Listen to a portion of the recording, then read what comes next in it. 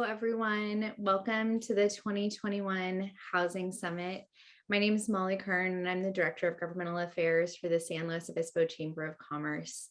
On behalf of the Housing Coalition of the Central Coast, again, I'd just like to welcome you to the summit and thank you for being here today. Each year, the goal of the summit is to bring together individuals, industry, and government to tackle our shared challenges and ultimately build the housing that we so desperately need. Today's event is going to focus on the creation of more permanent, supportive, sustainable housing for San Luis Obispo County residents who are experiencing or are at risk of homelessness.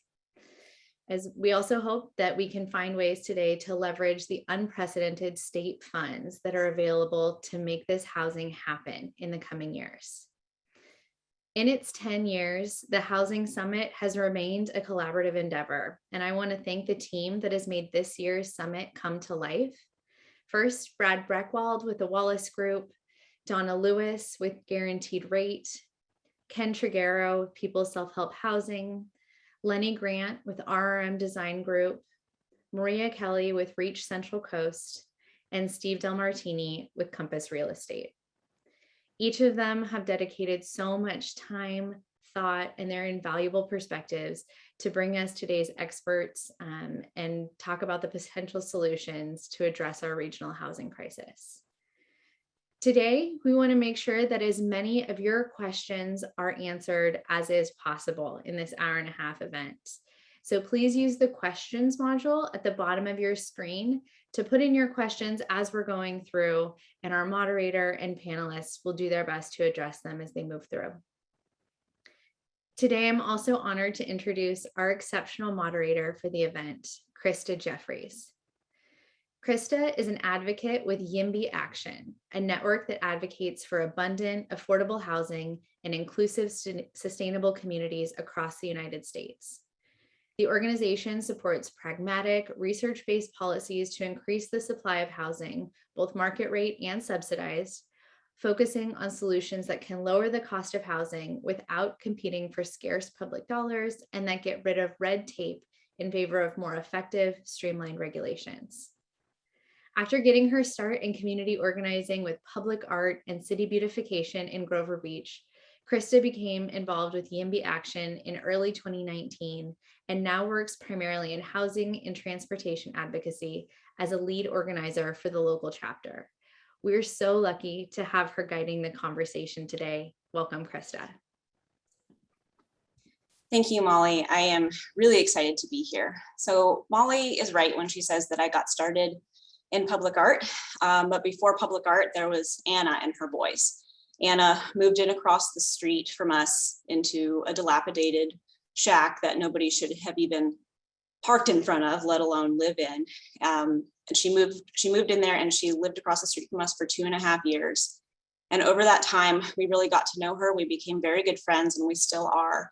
And we saw really up close and personal how much damage is done when not only her, but her children had never really had a safe place to call home. She had been homeless for 7 years when she became our neighbor.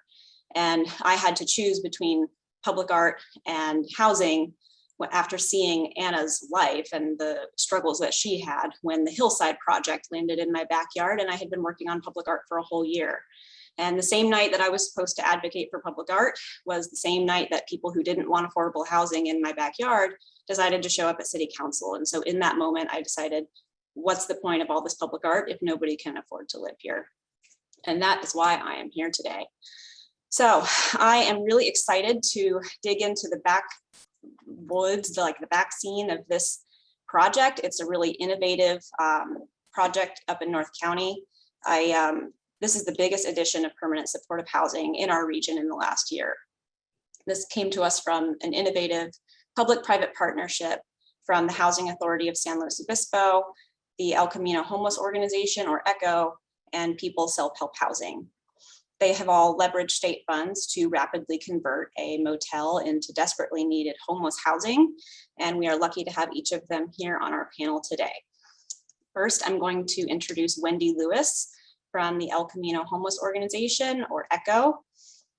ECHO is a 3-facility, 140-bed shelter that serves all of SLO County. Wendy has leveraged her experience and expertise to expand ECHO's reach and fulfill her mission to empower people in SLO County to make positive change by providing food, shelter, and supportive services. Thank you for being here today, Wendy. Next up, we have Scott Smith, the Executive Director of the Housing Authority of San Luis Obispo, or HASLO. HASLO has a mission to help the county's lower income neighbors secure and maintain long-term housing. They currently house more than 7,000 people each month through a variety of programs that are both renter and ownership based. Scott's an affordable housing developer with 30 years of experience in SLO, Santa Barbara, and Ventura counties, and he has developed over 2,500 units of homes. Welcome today, Scott. Last but certainly not least, we have Ken Triguero. He is the president and CEO of People Self-Help Housing, and they have a mission to change lives and strengthen communities through providing permanent supportive housing and site-based services to their clients. Peoples provides more than 10,000 homes to more than 10,000 people, across SLO, Santa Barbara, Monterey, and Ventura counties, so a really wide reach there. And he also has more than 30 years of experience in both banking and affordable housing. Thank you for being here today, Ken. So I am going to turn the presentation over to our panelists. I am really excited to hear about this project and what makes it unique and why we need more of them. So take it away, guys. Yeah, I'll start us off, Krista. We're excited to be here. We really like talking about this project collectively because it's so unique and it's really historic. And just basically what it is, it represents a $15 million investment by the state of California. And the three of us leveraged that into buying a motel. It was the Motel 6, formerly in Paso Robles. And it's so unique because we were able to convert over 100 of those rooms into units. So about more than 60 are permanent supportive housing units now operated by HASLO, and more than 40 are operated by ECHO for sheltering purposes. So this is just historic in the other big way, record time. So we applied in August of 2020, and we ended up closing on this property in December of 2020, and we were already moving folks in before the end of the year. So, I mean, who's heard of that around here? 100 units, usually you would expect that to take more than 6 years or something. This took less than 6 months. So it's a great thing, and there might be opportunities to do more, so we want to tell you a bit more about it.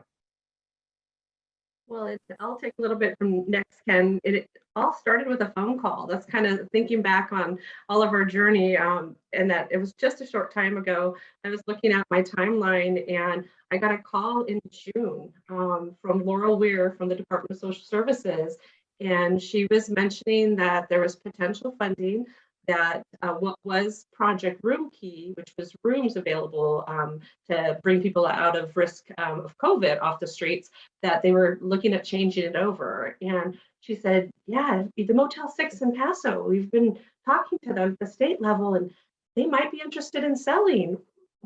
Will ECHO look at this? And we, ECHO as an organization, in our strategic plan, putting in a shelter in Paso was one of our top priorities, but even years out. And I said, sure, we'll look at it. So I just drove to the property almost immediately because it was such an incredible opportunity. And as I drove, I kept driving in and just realized, oh gosh, there's not just one building, there's 4, and there's over 120 rooms.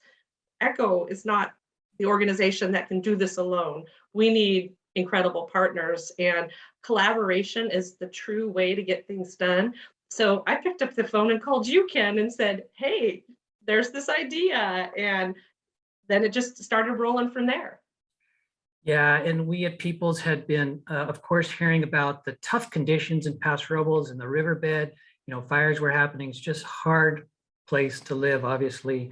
So we were aware of that. Plus, like you said, Wendy, COVID was really on the rise, and the North County was disproportionately getting impacted there. So knew we needed to, and there's no non-congregate setting for folks to go. So we were, of course, all aware of this. Plus, hearing about Project Homekey coming, we started to actually inventory some sites, And so that was really the opportunity really all came together. Of course, we had the same sort of idea, strategic plan-wise. We have really shifted to thinking we can do more together. So collaboration was on our mind. And that's when we really called Scott next. Mm-hmm.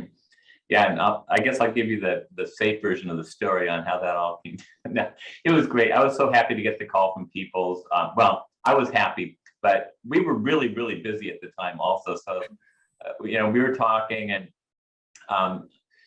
they kind of explained the project to me. And I asked a couple of questions like, how's the city feel about this? And everything was happening so quickly, and you're going to hear about part of that this afternoon.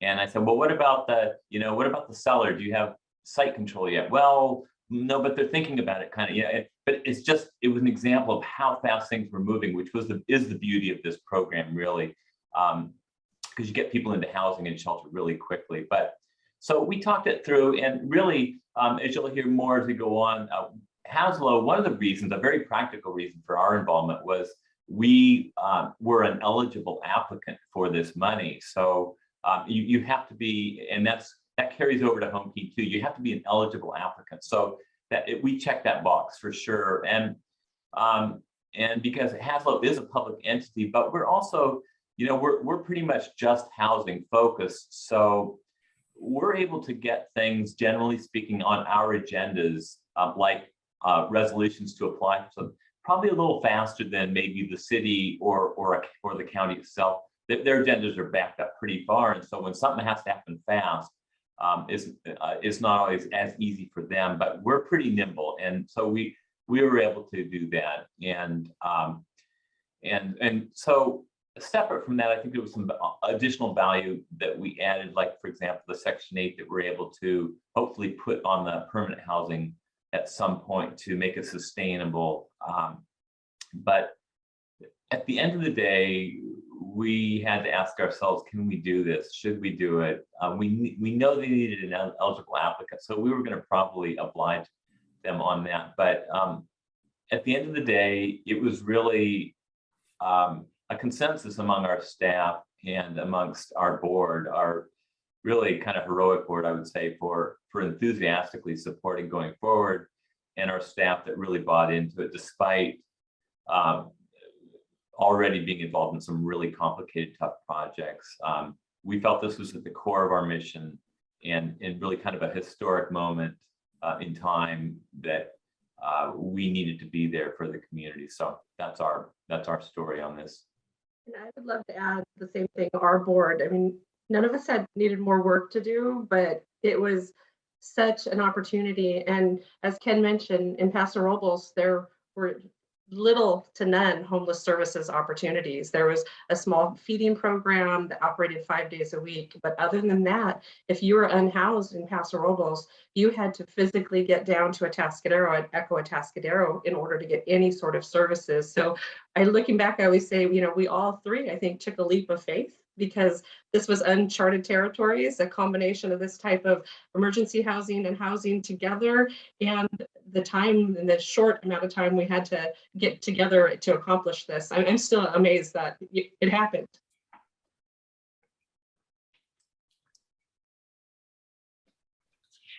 Yes, absolutely.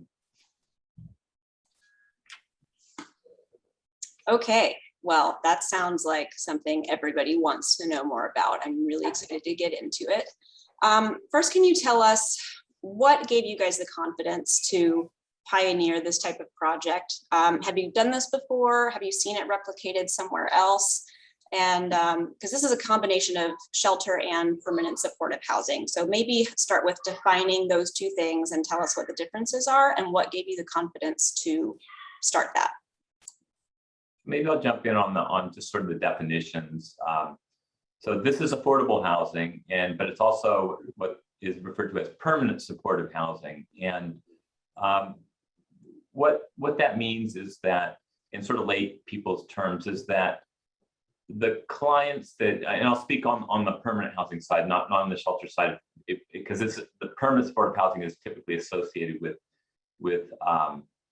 with permanent housing, although I will say as a side note, low barrier is a key word for both the shelter side, and I know ECHO is running their shelter that way as well as we are on the housing side. But permanent supportive housing, this quickly means that in all likelihood to remain successful in your housing, to keep your housing, even medium term, you're probably going to need some kind of support services. And the permanent part, I really associate with the supportive service, not the housing. Housing, by definition, should be permanent for a person. The permanent means you're probably going to need these services long term. And maybe you won't need them every day, and maybe you'll go through periods of time when you're doing fine, but you may need those services again. And it's probably the reasons for you needing those services is they're probably also the reasons that you did not succeed in your housing previously. They probably are the reasons that you ended up being homeless and likely chronically homeless. Okay, that's a really good working definition for what permanent supportive housing really means. Thank you. Can you tell us what about this project gave you looked at it and said, yep, I can do that? I would add to that, Krista, that for people's part, we've done this a couple times. So we've converted motels in Santa Barbara, in downtown Santa Barbara, just off of State Street, and in downtown Ventura. Those have been operating well over a decade each. And we've just got such great feedback from the city in both cases. In fact, now on our board is one of the executives from the Downtown Association. He was just so sold on the idea, seeing things before and after. So we felt like it's a great solution, not the solution, but a solution for the community, and felt good about doing that again. And for us, Krista, we are an organization, we're on our 20th year of offering emergency services to the unhoused community. And so we knew we could do it. We just needed great partnerships in order to make it happen. Part of the process, looking back, the RFP or the proposal itself was, I think, due in 2 weeks. So it was publicly put out and due in 2 weeks. And probably one of the most intensive proposals I've seen in my 15-year nonprofit history. So when they're saying like turn a performa and turn it in a week, ECHO was going, what are they talking about? Yeah, that's an intense turnaround period. Yeah, but these guys are the experts, and coming together to make this happen, we all had different skill sets. That was kind of the perfect puzzle coming together in order to really make this an opportunity possible. Sounds like many hands made light work, something like that. Krista, I'll just say quickly, the reason what gave me the confidence in our organization, I think, was our eyes were wide open on the decision to go forward. We managed the Anderson Hotel for all these years. That has much of the similar clientele. We've got a homeless vets project, but I think at the end of the day, what gave us the confidence were our partners with Ken and Wendy, and then the knowledge of our own abilities that we at HASLO made the decision that we were going to make this work. Once we decided we're going to make it work no matter what. And we knew that we had the ability to do that we would front burner this.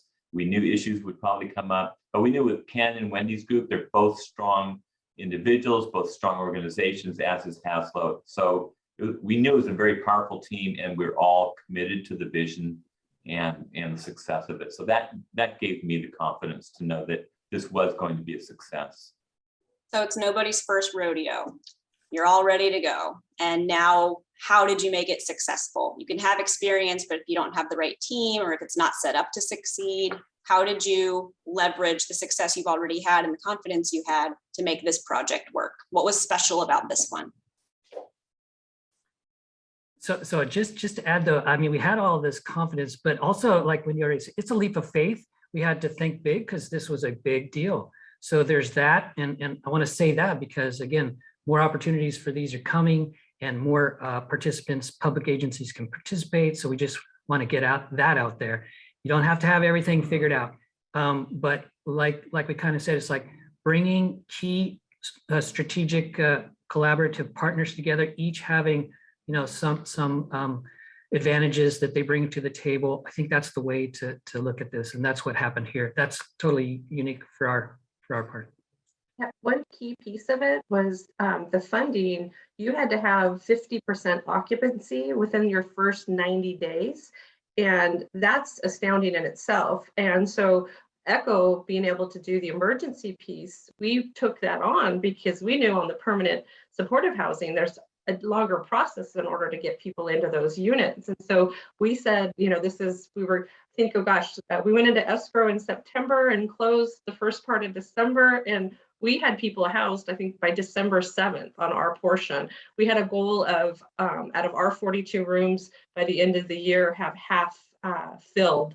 And it was in the middle of winter, and there was such a critical need that our staff actually exceeded that goal. And we had all of our rooms full by the end of the year, taking on the burden of 50% occupancy, while Haslo did the much needed process they needed to do to get their site ready. That's just one of those unique pieces that made this, really work well. Yeah, that's a great success story. I know people who are just buying a house and would love to move from escrow to move in that amount of time. And you guys moved a whole lot more people than that. So I remember hearing that in order to find a site, you guys looked at the Paso Robles housing element and determined whether that was going to be compatible. And there was some support there from the city because the Motel 6 was already listed in the housing element. Can you talk about like land use and the building's already there, it's already in a location that everybody's right idea, wrong location or whatever. You found the right location first. Did that have anything to do with your success? Certainly did. The whole underlying land use, as you said, in the housing element for Paso Robles, they had already identified that shelter and permanent supportive housing could be done by right in that area where Motel 6 was. So that came up on our radar. It also had an advantage that the state, through the Homekey program, has provided a CEQA exemption. So the whole land use thing, environmental review, got really cut short. But we did our due diligence in terms of looking at all the sites and trying to figure out what is the best place, because that's what we always want to do. We want to put things in as best a location as possible. There's no perfect place, I guess, there's always something, but this added up for all the right reasons. And you're right, land use was a big part of that. And I would say accessibility to resources for all of our population we're serving. Often you hear of projects and it just crushes my heart when, an opportunity comes up and everybody, or not everybody, some people want it on the farthest part of town or out of town, out of reach. And that's just not feasible to put people who need these critical services where they can't access them. So it is right near a bus path where people can have transportation opportunities. It's near a grocery store where they're not able to drive. They can walk to a grocery store. Right near a medical clinic, right near some other services. That's key to people on our portion getting the resources they need to get back into permanent housing, and then for permanently housed people to have what they need to live and live well.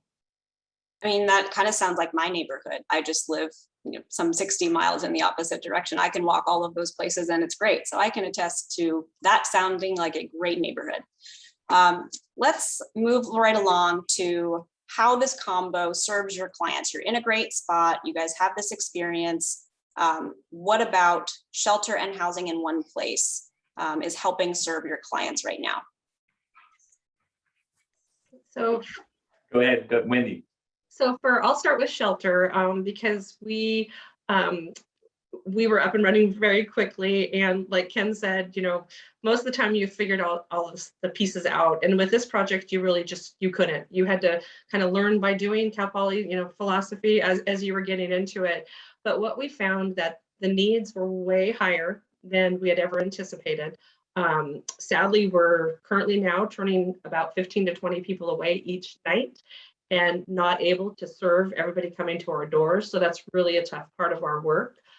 We're able to offer what really didn't exist in North County, which is really that housing first sheltering opportunity, that low barrier where somebody can get the resources, meeting them where they're at. So it's a safe environment. There's no drug and alcohol use on site. But if someone is still struggling with that addiction, we're able to at least get them shelter, get them the support they need to potentially choose to get off of that path and then back into housing.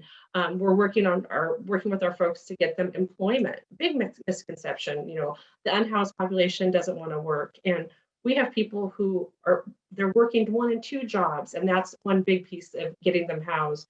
But one of the biggest pieces of having it be this partnership, we had so many successes within our first few months of getting people housed because they went into the SLO portion through us. So it was just this perfect channel of people getting stabilized, getting in a good place with us, and then now they're permanently housed on the SLO side. Yeah, I would agree that there's definite benefit. I mean, for people that are out there thinking of, hey, let's do another one, or we'd like to do one, there's lots of ways to do things, and this is the way that this project happened to come together, and it's great. I think that the most obvious real benefit is that close coordination. It kind of ensures close coordination between the sheltering component and the permanent housing component. And we were able to provide, housing. And so I kind of have to think that probably gave hope to some of the folks in the shelter, because they literally can see the housing right there. They know that people are moving in. It's not abstract. And I can't emphasize enough how much hope is important to this population. So the other way it benefits, I think, is, and I talked to our supportive housing manager prior to this to just get her take on some of these things. And her observation is really great, saying that it also helps because it helps with our own housed population's self-esteem, and they're feeling they've really accomplished something by getting housed and staying housed. And so they're anxious to share that and mentor their friends and associates on the shelter side, or even still maybe in the creeks or out on the street. They're feeling good about themselves and like they have something to offer now. And that was sort of an unpredictable aspect of this for me also. Yeah, another kind of great thing that happens is we have an evening meal. So every night, a community group or a family or organization brings in a meal for now 90 people each night. And that meal is available to anybody who's hungry. Many of our folks are staying with us, but it's also many of the folks that were staying with us that are now permanently housed on the SLO side. They come over and they come together as a community. And it is those conversations you hear, Tom is talking to Charles because Tom has been housed a couple months and Charles is getting close to getting housed. And there's this comfort that needs to happen.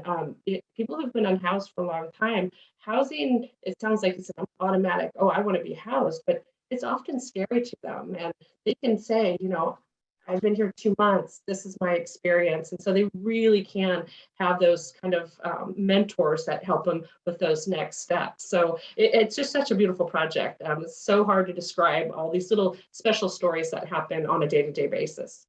I can remember when a friend of mine was in that space where she was living in her car and she needed to go to a shelter in order to get the services so that she could get housing. She had been on Section 8 waitlist for a long time, but it goes by priority, and you're only priority if you're homeless, and living in a car isn't technically considered homeless. You have to be in a shelter, and she just couldn't get herself over that bridge to get into a shelter because it was so scary. And it was a whole bunch of new people and I don't know them and who's coming in the door. And there was a control issue that's understandable. And I feel like if she had been able to go to a shelter that had housing close by, she could have seen the light at the end of the tunnel. Whereas going into just a shelter would have meant she had given up or was giving something over to someone else. So I can appreciate how having them in the same place makes a lot of sense. On that note, are there any popular misconceptions about the people that you serve that we can cover while we're all in the same room? What's the worst thing you've heard about the people that are going to live here? Who's got something spicy? I mean, it's just some of the things you hear, especially when you get to see the people as people. They're humans, they're our neighbors, they're often our, a grandmother or someone right here in town or someone you went to school with. And it's really is people that are just unhoused in our community. I've heard when there's riverbed fires, oh, just that burn the problem. And they're talking about the people living in the riverbed. It's crushing that they aren't recognized as just a human being. It's probably the worst I've heard is, oh, just let them burn. Can you tend to, you build more permanent supportive housing? Do you see a flood of people coming in to SLO County from other parts of the country to take advantage of all of this abundant free housing that people say that we have? Or are they mostly people from our community? Yeah, no, it's almost always from the community. And so, yeah, I think that's a big misconception. People who have grown up here or they have family here, a lot of folks are working and don't have housing. That's another big thing that we hear so often. So yeah, we rarely run into folks that are from outside of the area. Yeah, let me add to a misconception, just from the demographics of at least who's in the permanent housing at Paso Homekey. 50% of the 60 residents there in the permanent supportive housing, 50% work, they're employed. So that's a pretty big number in my mind. And they just don't make enough to afford market rate housing. And they also have other issues, but they're somehow managing to keep their employment in spite of that. And the other 40% are retired and they're senior citizens. And there's about 10% balance there that they have the goal. They have the goal of obtaining some kind of employment, but it's going to take some steps for them. So that's a misconception. The whole work thing is a big misconception, I think. Another one that we faced, A little louder, Wendy. Is your speaker coming? Okay, there we go. Another one we faced was as we were announcing the project, we couldn't announce it as soon as we wanted to. So we did have some little pushback from people who were kind of felt blindsided by, oh gosh, it's here and it's happening in 2 weeks type of situation. How's the neighborhood doing? How did that go? Because by right, that means it's not planning commission and all of those steps where everybody has an opportunity to hear about it. So how did you bridge that gap between you guys and the neighbors? Well, much of it was exactly what we were talking about, that, oh, you build these services and people are going to flood from out of the area to take advantage of them. So we got a lot of pushback that this was going to not serve Paso Robles, was not going to serve people living in that community. And so we've been kind of keeping data on it. And since we've opened, about 85% of the folks we're serving are from Paso Robles. They are, like I said, neighbors that are just unfortunately on tough times.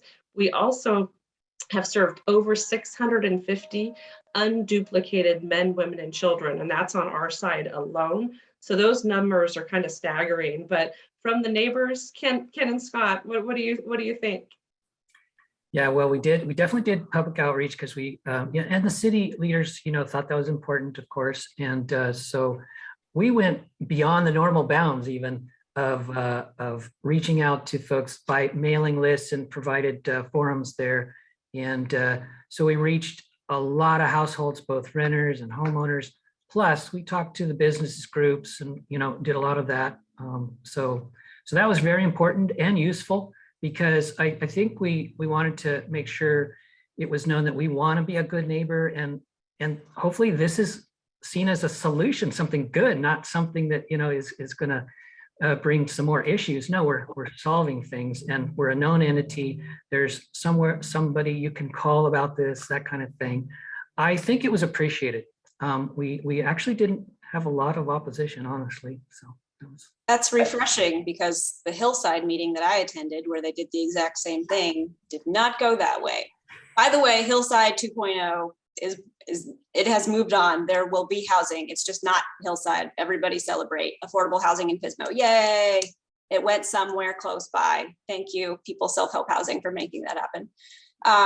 Did you have any pushback about property values or calls for service or the overall quality of what life is going to be like, rather than, okay, there's poor people within my line of sight, but they're behind a wall? That's something anybody can deal with. I mean, any neighborhood is going to have people of varying incomes, but the concern about my personal house or my safety, did you hear anything like that? There's lot of businesses around us. So there's not a ton of housing super close, but a lot of businesses. So we did hear some, feedback that, oh gosh, it's going to bring a flood of people into this area. And what is that going to do for my business? And I really think we did the opposite. The corridor was really trafficked by the unhoused community already. And now they have a place to be and get services that move them forward. And so I think we've really made a positive impact, but through communication as well. Met with all the neighbors, have that open line of communication if there is a concern. So now if a hotel nearby has someone who is sleeping in a corridor in the hotel, they can call us and we can send our outreach case manager over to have a conversation and say, hey, you can come get a safe place to stay, hot meal and a shower, and we can get you some help right over here. So I think we added value to the neighborhood. We also had a ton of pushback about increased services and had to navigate quite a bit of that with some of the city council, and they thought it was going to just be this huge increase. But Scott, I think, what are your thoughts on that? I think we've done a pretty great job there too. I think we've done a great job. And the thing to remember is that although this project houses and shelters, provides 102 rooms, the homeless population in Paso is much greater than that number, right? I think that there's a point in time count that says it's 239, but Wendy herself has already sheltered over 600 unduplicated. So I think that counts higher. But my point is that there are a lot of homeless already in the community, in your neighborhoods, and this project is solving that problem and managing it and changing people's lives. So and there's no place for these homeless people to go, and including Paso Robles. There's no day center. Where can they? So that it sounds like there's a real need that's been met through this project, and it's very successful from what I can hear. Right, and just for the policymakers that might be in the audience, I would say this by right thing, that the state stepped in and made it by right because they looked at the past 20 years and said, where have these housing elements gotten us? All these policies that are supposed to roll back barriers to this kind of thing, and it doesn't, just anecdotally driving down the street, it doesn't look like they've gotten us very far, and for the point in time counts, it doesn't look like they've gotten us that far. So I'm a big fan of the by right, I have to say, but I'm also a big fan of good communication and good management. Yeah, I would say we absolutely need both of those. Everybody wants by right when it's their project. They want to be able to do what they want on their lot. And then we also don't want to have to get every single neighbor's approval to do X, Y, Z on our land. There are places where that's a real thing and you can go to San Francisco and pay $1 million to live there, but that's not here. Let's not do what San Francisco did. Everybody on board with that? I am. So since we've gotten the success of this established, let's talk about how we replicate this. What's Project Homekey? How do we get this happening in more places? What's the big things to learn about this funding source and why it's so important? Yeah, I can start on that, Krista. So even though, it really started out focusing on motels, it doesn't have to be motels. So part of the news is commercial buildings, perhaps, could be potential prospects, tiny homes, things really though that need to be fairly easily convertible. Well, really, I should say quickly convertible, because the current opportunity that's out there now for Homekey 2.0, if you will, it's been released now, but you need to spend the money within 8 months to buy and do any sort of conversion. So the state really doesn't dictate what's eligible. It includes those things, but they don't sort of rule things out. So it's really up to the jurisdictions. Again, it's public agencies need to be the lead applicant. That can be a city, a county, it could be a community services district, it could be a housing authority, and that's why Scott stepped up for HASLO. So if there's not a state prescribed project for the money, does that mean there's local control that everybody likes so much? Does that mean there's local control over this project? That sounds wonderful. Yeah, that's a good thing to get out there if cities and counties want to take that on, and there are advantages of that, have control over that. Here's your opportunity. And it's the same sort of situation where co-applicants, like in this last project that we did, the lead agency was SLO and People Self-Help was a co-applicant. So the same sort of situation exists now. So nonprofits, others could team up with public agencies. The other thing to mention, and I know Scott can talk more about some of this too, on the application side and things to know. But the other thing to know is this is like even more money. So the round one was about 600 million. I think it produced about 6,000 new units all over the state. Now what's available is double that. So it's huge, and that's going to go somewhere to the state.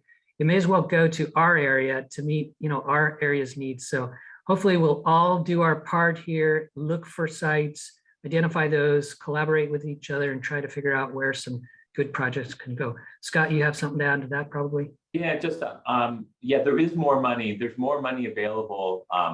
Well, I was thinking on a per unit term too, that they're willing to pay, the state's willing to pay more per housing unit than they were the first time, 50% more actually, so significantly more, but still on the Central Coast, that can still be a challenge. But what I wanted to add is time is of the essence, right? Again, the whole time factor is there. Again, the state's pushing it because they want people into housing and into shelter. They also, they create a geographic set aside. So here's what you need to know, that if we're going to do another one on the Central Coast, we need to get our act together and submit as soon as possible, but certainly no later than January 30th. I believe it's January 30th. I don't know if you can or when do you have that, but there's a geographic set aside for the Central Coast, which includes, I think in this case, they've grouped, I believe, 4 different counties together. But that geographic set aside goes away after June 30th, and it becomes a statewide pool, and we're in with all the sharks, in the big cities trying to get this money. So anyway, that's a key date there. A couple of things I think we haven't mentioned. One, the total cost of the project. It was about $15 million for this collaboration to happen. So if you see that big giant number that he mentioned, I mean, there's so many opportunities to have several Homekey projects in our county. One project or 2 projects, it's making a dent into the need, but it's not the solution. We are bringing a part of the solution, and I have to kind of scream that loudly when I'm out publicly speaking, because we often hear, okay, now it's solved, echoes in Paso Robles, and it's like, Get it, wait, it's done. Thank you, next. Right. and it's still, we were bringing, part of the solution. Also, we've talked about low barrier, but I think hearing more of what a definition of, because this is a newer resource for those people that are really chronically unhoused, the folks that really haven't had housing for a long time. So just a little low barrier kind of 101, it really is like housing first. It's homelessness is a housing problem. It should be treated that way. All persons experiencing homeless are housing ready. It's not, they have to be to this certain point and now they're ready. It's anybody is ready, and we'll figure out the services they need while they're housed. That housing is the key to that first step of stabilization.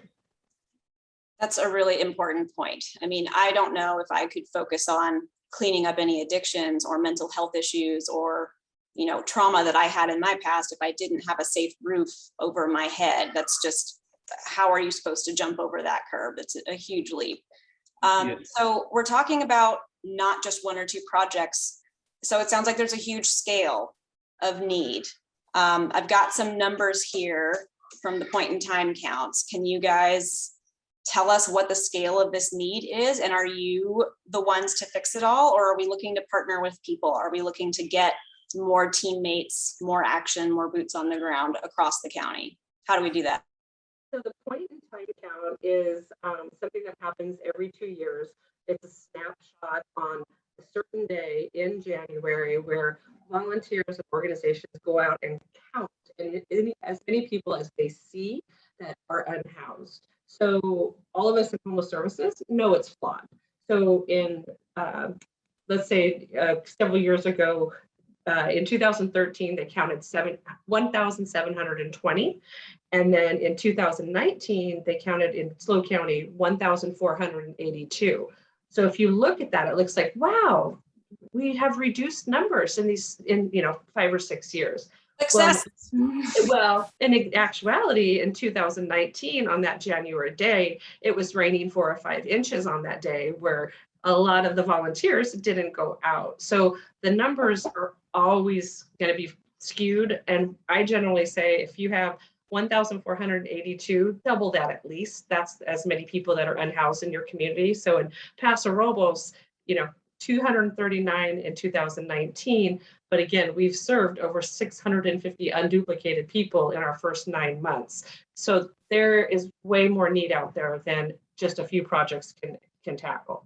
Yeah, I saw that the count for Pismo Beach only had 5. And I thought that was so remarkable. Like, there must be so much affordable housing in Pismo Beach. There's only 5 homeless people.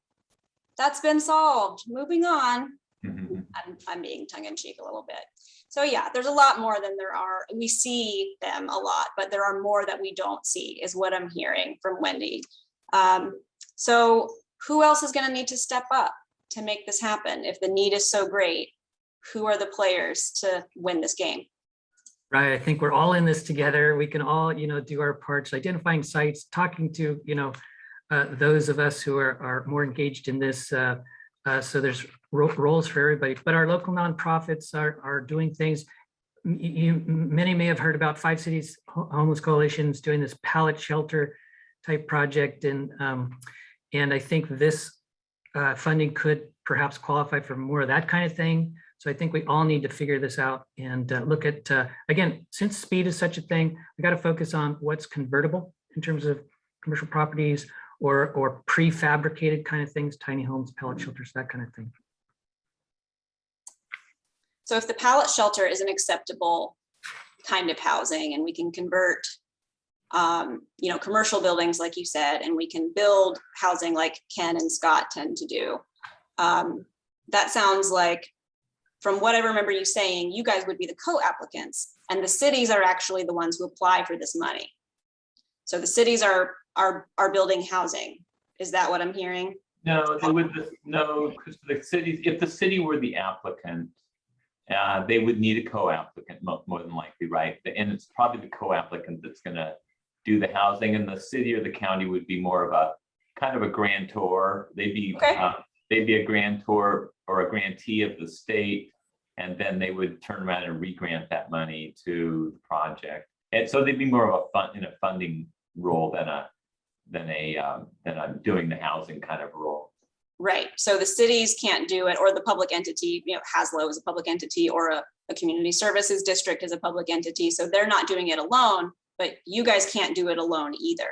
So we need to have everybody's phones ringing. Who we're calling ECHO, we're calling Peoples, and we're calling HASLO, 5 Cities Homeless Coalition.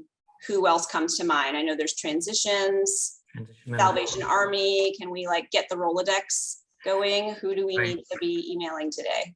I think all those Transitions. Mental health is very, very heavily involved in serving the homeless. CAPSLO is very involved, but I think you need an experienced organization, but they don't have to do it on their own. And I know there's people in the audience that come from all walks of life, but and we need everybody in one capacity or another. So for some, it's just a matter of letting their elected officials know, ask them, what are we doing? Why aren't we doing more? Why don't we have anything here? And it lets them know, the electeds, that they've got support for their decisions, that they're not out there, out on that limb by themselves. But then there's also business people in the audience, and maybe they've got an old commercial building that's not generating much revenue anymore because the economy's changing. Maybe they never thought of it, but that could be converted and purchased through Homekey somehow, or master leased through Homekey or something. There's lots of creative ideas out there. Yeah, I'm thinking of commercial spaces that maybe would have been more marketable before quarantine, before so many things moved online, and now there's empty space. I know there's empty spaces on Grand Avenue where I live that have been empty for a long time, and maybe that could be turned into something. So you're saying those are our options, along with building new stuff. Absolutely. The main Pallet key, shelters. yeah, the main key on the program this round is the urgency of the timing. Yeah. All the money needs to be spent within 8 months of getting your award. So you got to have an idea ready to go. Got to have a couple of partners ready to go. You have to have shovel ready projects. Essentially, is that kind of what the criteria is? Shovel ready. Pretty much shovel ready and almost no shovel. I would say almost, because although new construction is eligible, that's a tough one to get finished. I mean, it's eligible, but because of the timing, that's probably particularly difficult to slot in there. So I hear a lot about timing and how much time is of the essence, and how we had a quick turnaround. Like, there's a big time theme through a lot of this conversation. What does the typical project look like in terms of time and funding? Because I hear, oh, there's only one source and it was so quick. So are your projects typically not structured that way? What did it make it easier this time? Totally easier. You're right. Normally, in our case, I think the same with Scott in Haslo, probably we're looking at 5 different sources on almost every project, and the timing for competing meaning they're not readily available, is just once or twice a year sometimes. So it takes years not only to get something approved and ready, shovel ready, before we can even compete for financing. So the other thing I maybe didn't mention, but I'll do it now, is with this funding, not only provides for acquisition and some rehab up to a certain an appraised value, but it also provides several years of operating subsidy so that you can get going and figure it out and get everything lined up. That's huge. When does that ever happen? So that was a big deal. Plus, the state is offering this time to match some funds, like at Project Homekey in Paso Robles, there were some HEAP funds, and they matched that. So they doubled that amount of HEAP that was contributed. The same is true this time. I think up to an additional 100,000 per room could be matched. So again, huge opportunity. Got to try to take advantage of it wherever we can. Another way that people in this audience can be helpful is, it did come with a couple of years of operating, as Ken mentioned, but that ends in June of 2022. So for our organizations, we have to figure out, now we have to sustain this incredible project. And so, sharing with your local elected officials that you believe in these projects, and that, the cities should be participating in supporting from a financial aspect, as well as, appreciating the efforts. I think it really needs to start happening in order for more of these projects to happen and thrive. So we need a field trip to City Council, City Hall. Everybody get their signs, the happy signs, not the angry ones. Yes. Find the happy signs. Okay, so let's move into some audience questions. I see we've got some Q&A. Let's see here. I know we went over a lot of vocabulary, but I'm not seeing any vocabulary questions. Like, what does that mean?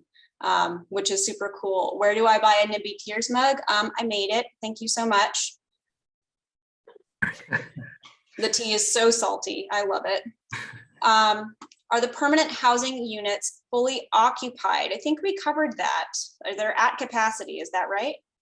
Yeah, the Perma Housing units are at capacity, and we have some vacancies right now.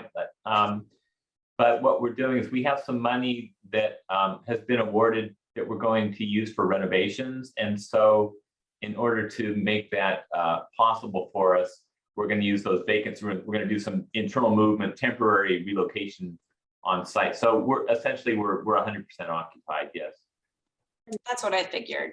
And I'm sorry, Wendy, did you have something to share? Yeah, on our side, just so we have the 42 rooms that are for the emergency sheltering. But we Speak up a little bit. Can't hear you. We have our portion. We have the 42 rooms that are available. Most are available for what are called emergency overnight shelter opportunities, and those are full every single night. But we also have some set aside for what's more program based. So it becomes where they're in a case management program, becomes their hub for at least 90 days. They have that foundation, they have that room to come back to each day while they're working, while they're doing those things. And so long term, we'll have about half of those program based and about half that emergency, but we could have 100 rooms and have them full probably each. Okay, so they're full. We need more. We need lots more. And let's talk about barriers. I feel like we talked a lot about successes. It almost made it sound too easy. Was it too easy? What was the barrier that each of you had to come together on this project? Yeah, that's a good point. A lot of stuff was easy, but a lot of stuff was hard. And it really, I think, has to do with the timing. Again, we've harped on it, but some of the things that we have to do still have to happen. We have to negotiate. Well, we have to find a property. We have to get in a negotiation, and they have to be willing and able to close early. And so that just has to, take some time. There has to be an appraisal. Appraisals take time. There's still all kinds of legal documentation. So attorneys are involved. There's all kinds of things that have to happen. But the point is, I think it's like to just go in this and be ready, be nimble, as Scott said, and have all the decision makers in the organization or the jurisdiction lined up and ready to respond to make it all happen. Yeah, and I'd say that, as Wendy mentioned, this is a housing first model, and it's a requirement of the program, and it will be for Homekey too. And so with housing first, it's exactly like you mentioned, Krista, that we're not trying to fix people before they get sheltered or before they get housing. We're working on fixing them once they get in, but it's not a requirement.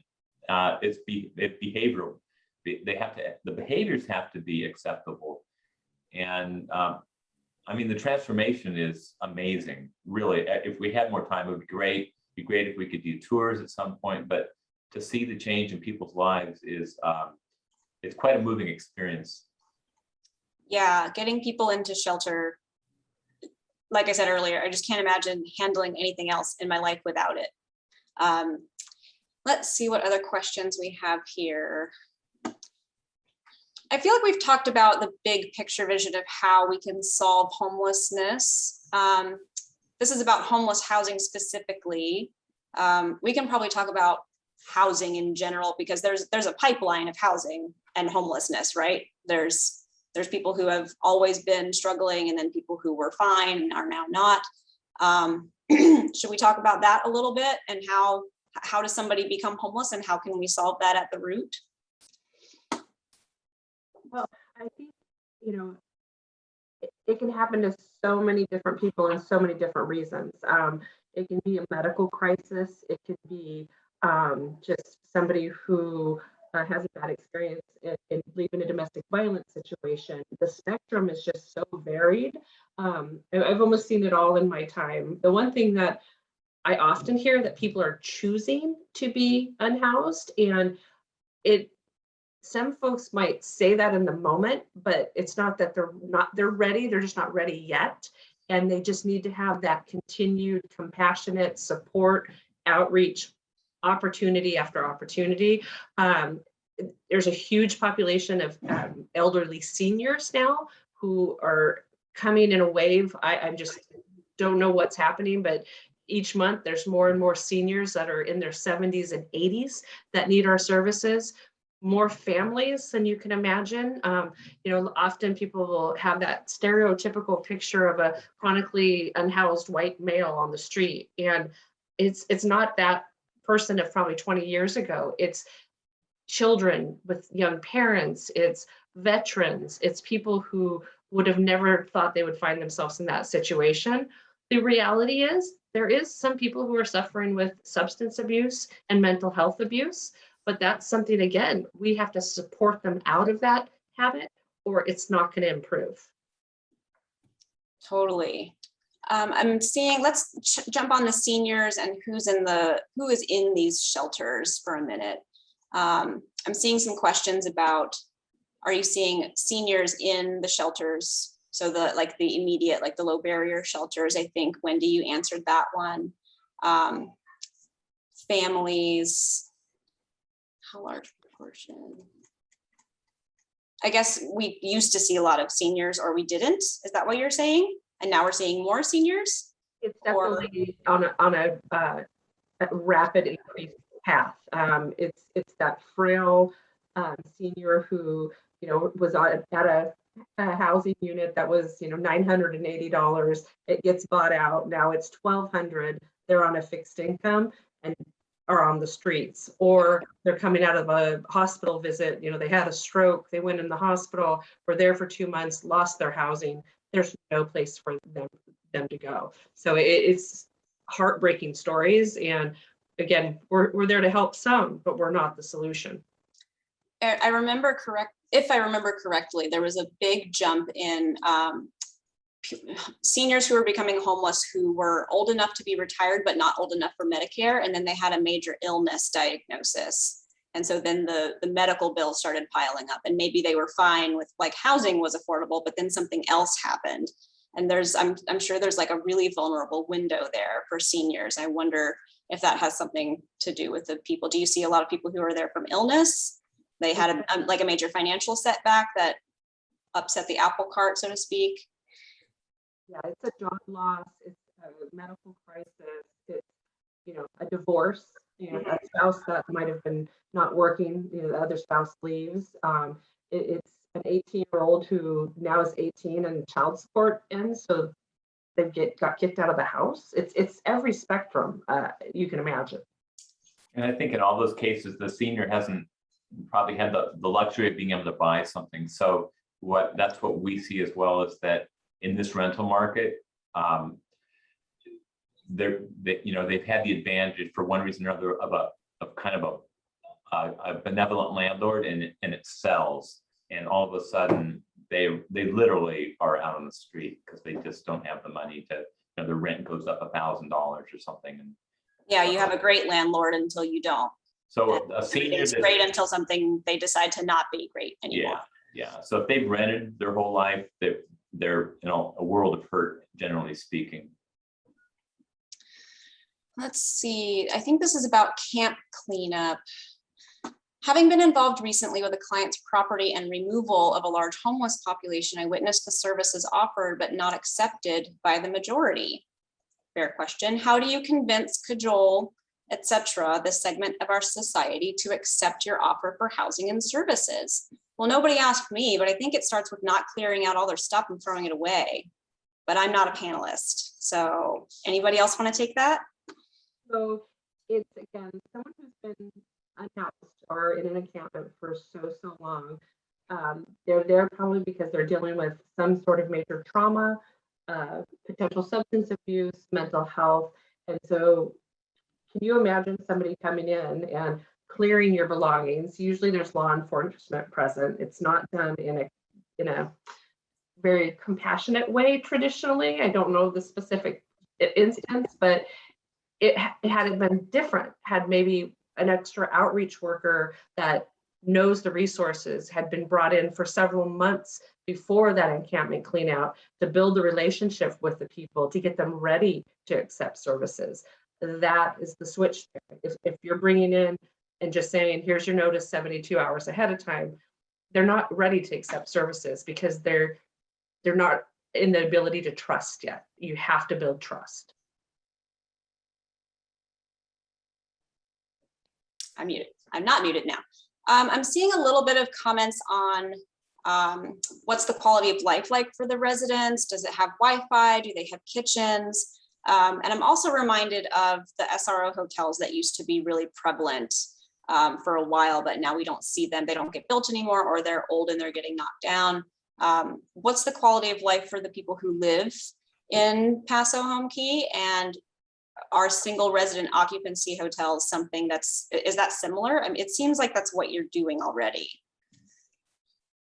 I think, Krista, I'm sorry, Ken, I was just going to say that I think it's a good quality of life, and SROs are a great solution, but again, it's not necessarily about the structure, it's about the operations and management. So you could have a really bad SRO, or you could have a really good SRO, or you could have a really bad Homekey or a good Homekey. It's all about the players that are running the place and implementing. Yeah, and I was going to say, we've done we have a couple of SROs in our portfolio, if you will. They operate great. I think we hear a lot of good things. And we need different types of housing because people like to live in different types of situations. Some like where they've got a community kitchen. Some prefer to have some cooking in their room. So I think it's a great solution for a lot of folks. We wish we could find more of them. There's just not enough to go buy and convert. So. Yeah, I'm seeing a big a gap between the kinds of varieties that people need in housing at different stages of their life. And then generally for the last 50 years, what we've been allowed to build, which is one house on a large lot, couple of bedrooms, 2-car garage. That's been the thing that you can build in most places, and everything else has just been, it's not happening. But there's going to come a point where I don't need 3 bedrooms and I don't need a 2-car garage. I just need a little place. Small square footage means it's shorter to clean, let me tell you. So yeah, seeing more options in different kinds of housing, I'm sure would take some clients off your plate, even if they can make more things work rather than trying to force everybody into one single family house.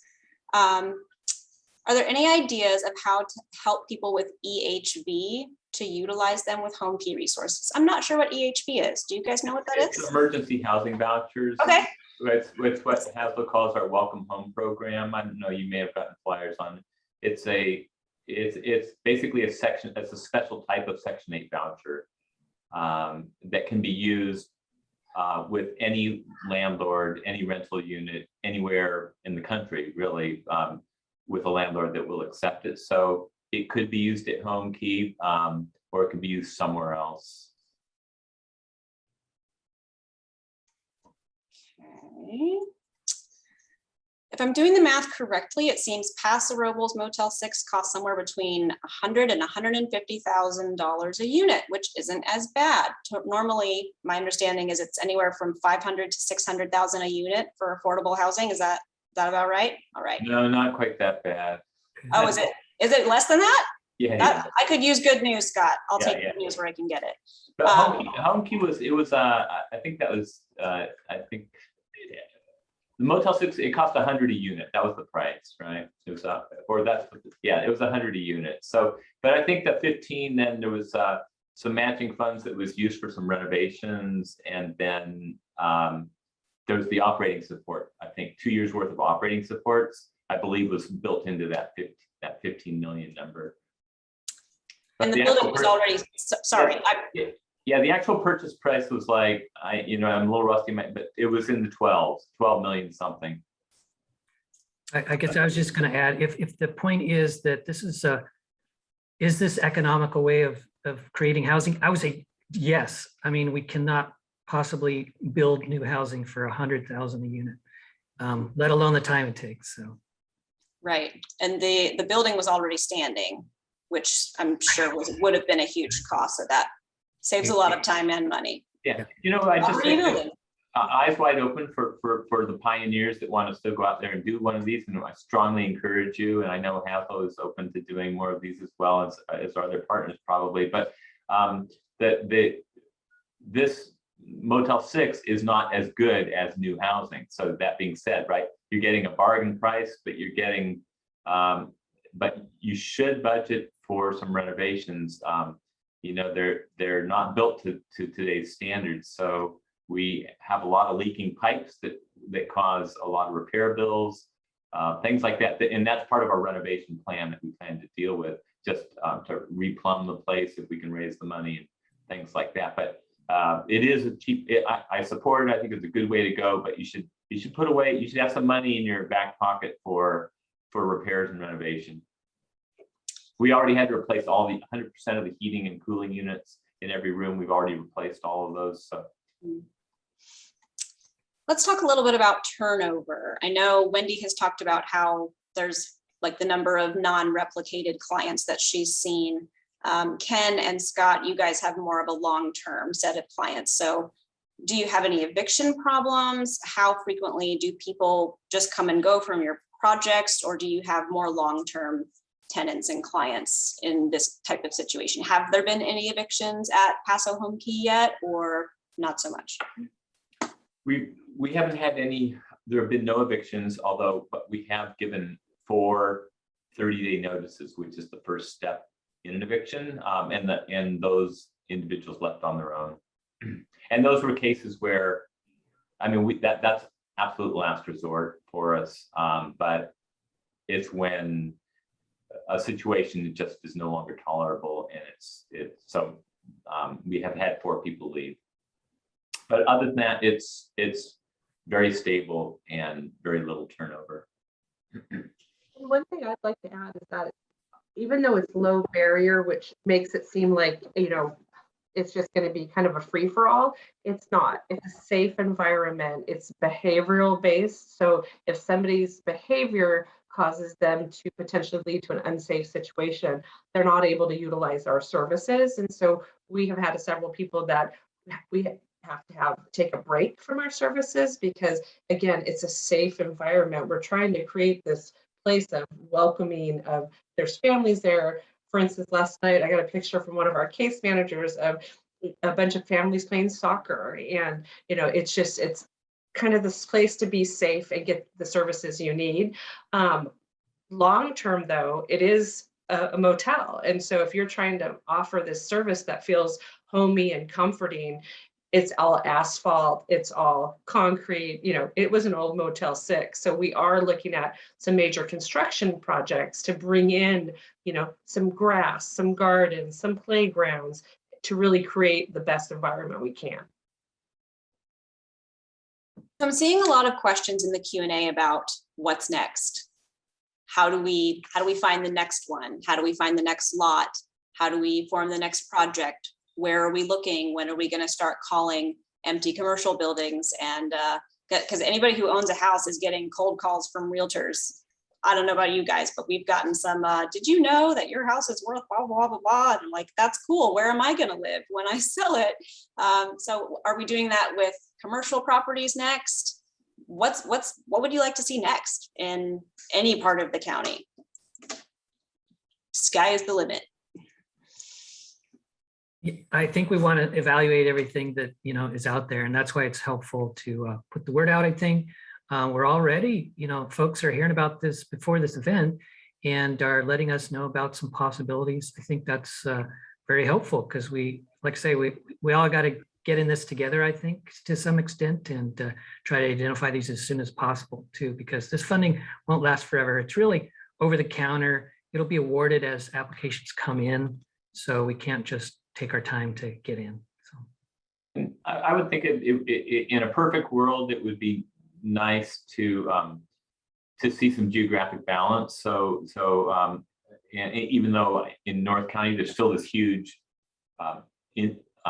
demand and need, and it could use additional clearly, but if this is the thing you can only apply once a year for, I think it would be great if something was able to happen sort of in Central County or in South County to sort of balance out the need there. Somebody asked, what is an SRO? It stands for single residence occupancy hotel. So you're essentially living in a hotel long-term, just to clear that up. I know there's a lot of vocabulary thrown around here, and if there's words that we missed or forgot to define, just let us know. I'm seeing a lot of questions about the whole picture of like, how do we stop people from becoming homeless? That is a whole ball of wax that we could spend hours discussing. But I'm hearing from the Q&A, there's like people talking about ADUs, missing middle housing. Can the county incentivize homeowners to build on their lots? That's a whole set of things to discuss. How do you feel about how people eventually become homeless? Because it seems like they just keep coming and it keeps growing, and we've had quarantine and the pandemic and everybody's lost their jobs, and sorry, I hyperbolized, but essentially the problem just keeps growing and people are interested in how we solve this holistically. Do you have time to talk about that? At least yeah, in a I think I don't know if there is one.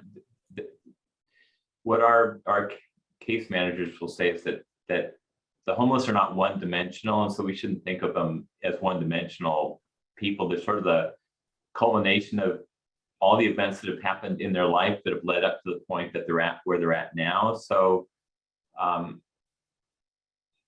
at the heart of almost everybody that we're housing up at, in the permanent housing up at Homekey is some major trauma in their life that they're dealing with. And talking to Wendy and Ken, it seems to be a recurrent theme is the effect of trauma on people. So I know this gets into a whole other type of conversation, but I think there's some deeper things going on in our, besides economic issues in our community and in our society. Often, the trauma, it just gets written off, like, oh, something they experienced when they were 8. How is that affecting them now? But there's so many studies, trauma-informed care, and what's if you've had many different traumas throughout your life, you're in such a harder situation to keep yourself housed.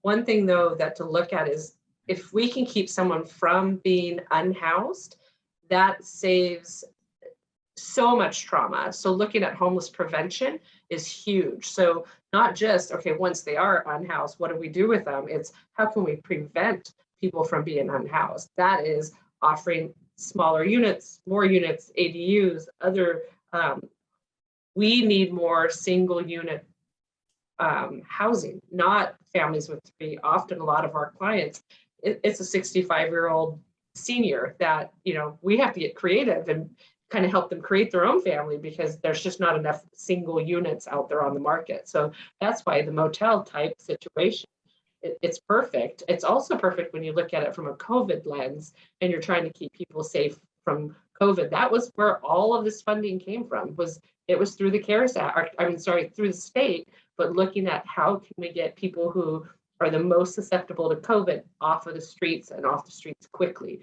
That was the catalyst to this whole project. Ken, do you have anything to add?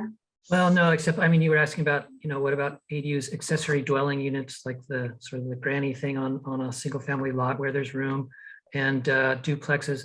Yes, all that helps, but as it's already been said, we need more of everything. Those specifically don't do enough on their own, but supply helps at some extent. So I think we should all be encouraging all of that as well, but not relying on just this, that, or the other thing. It's got to be all of it. Right. So what I'm hearing is that there's different kinds of housing needs, and we need different kinds of solutions to address those different needs. And it seems like there's a wide range. And so we need a wide range of places to live. Seems pretty simple. But of course it's anything but. Someone here asked, what does success look like? Are there any other communities that we can look at and label a success and a model? If we are the best thing out there, but maybe we can be curious about how other people are doing it. What other successes do you look to for inspiration or to base some of your strategies on? Is there a city or an organization that you feel has just done really, really well that you would like to emulate? Well, in our case, there's numerous ones. I don't have, a single one that does it all for me that I would mention necessarily, but that's what we actually spend a lot of time doing, is talking to others about their models in different areas and different states even.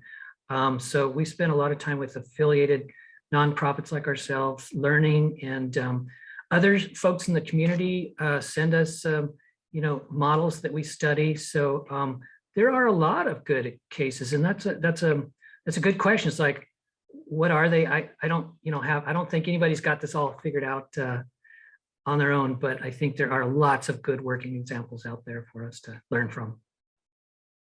Krista, when I heard success before you finished the question, I immediately started seeing faces of some of the people that we've helped back into permanent housing. That's what is success in our world. And, just the first one that flashed into my head was a gentleman who had been living in the Salinas riverbed for over 10 years. And we have a picture of him signing his lease. And he was so grateful. And he kept on telling the case manager, I never thought this would happen for me. And we support him now that he's still housed too. That's the other beauty. It's not just, okay, you're in housing. We maintain the support. We work with SLO, we collaborate, but it took him 2 weeks before he felt comfortable sleeping in his bed.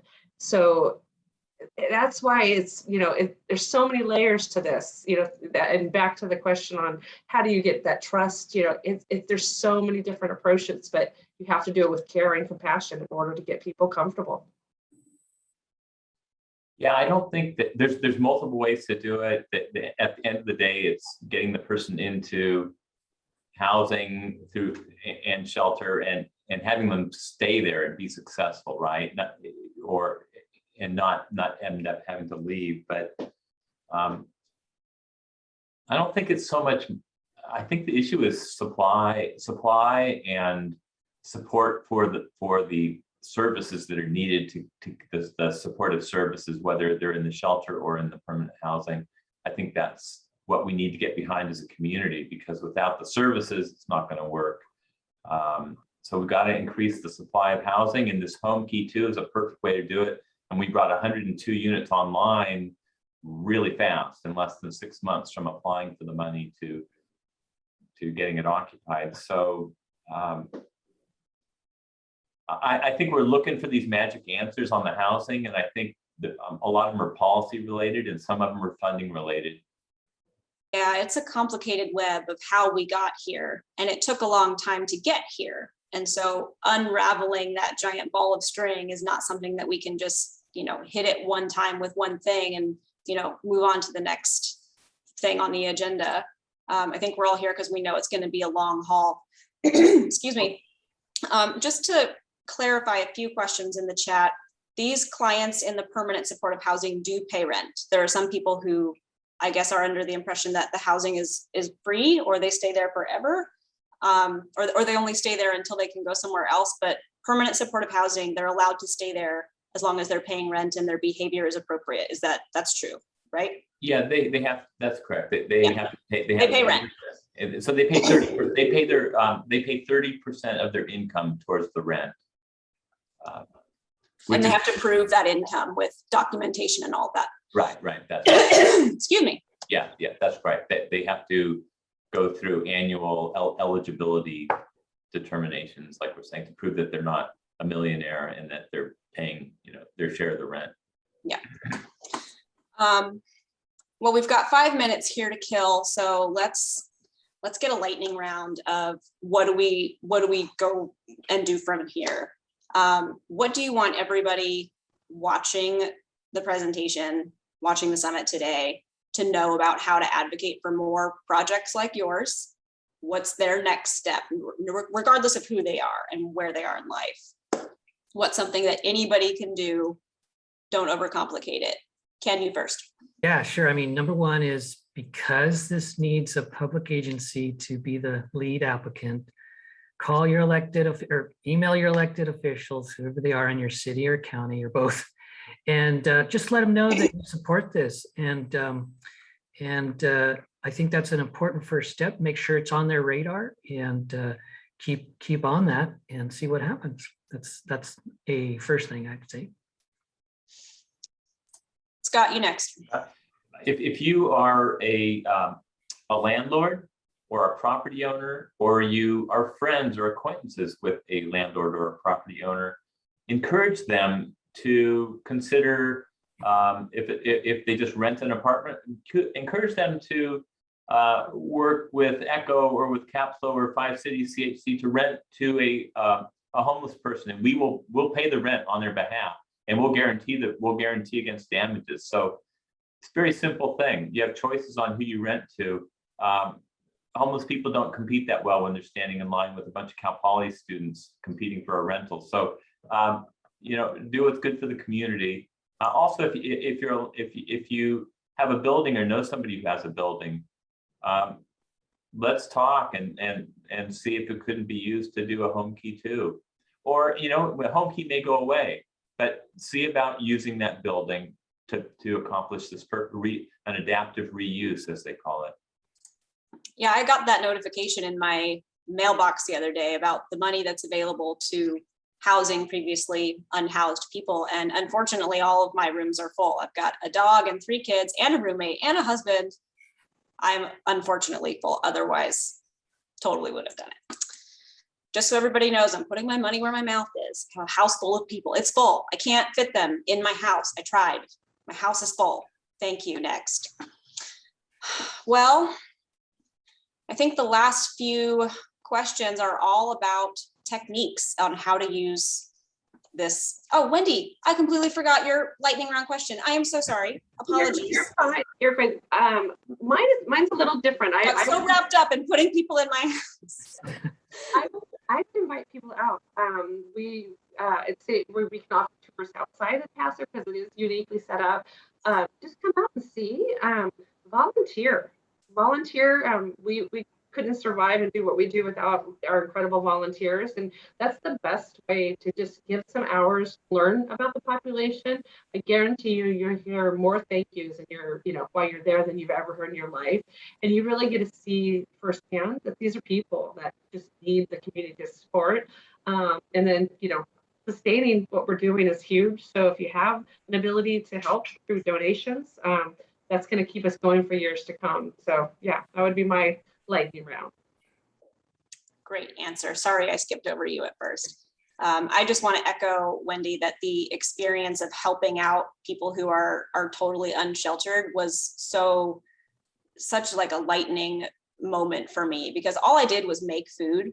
I even made oatmeal. Like I made a crock pot of oatmeal and brought breakfast to the warming shelter a couple winters ago. And they were so excited for the oatmeal. At first they were skeptical. They were like, oatmeal. But then they had my oatmeal and they were like, this is really good oatmeal. And they were so excited and so like willing to talk to me, and they told me their stories. And I didn't have any special training. I'm not a social worker. All I did was bring food, easy, cheap food. And that was really important to them. So just volunteering, however it is that works for you, can just open up so many doors and give you stories to keep you going. I think we are just about out of time. There are some really good questions on what's the next project.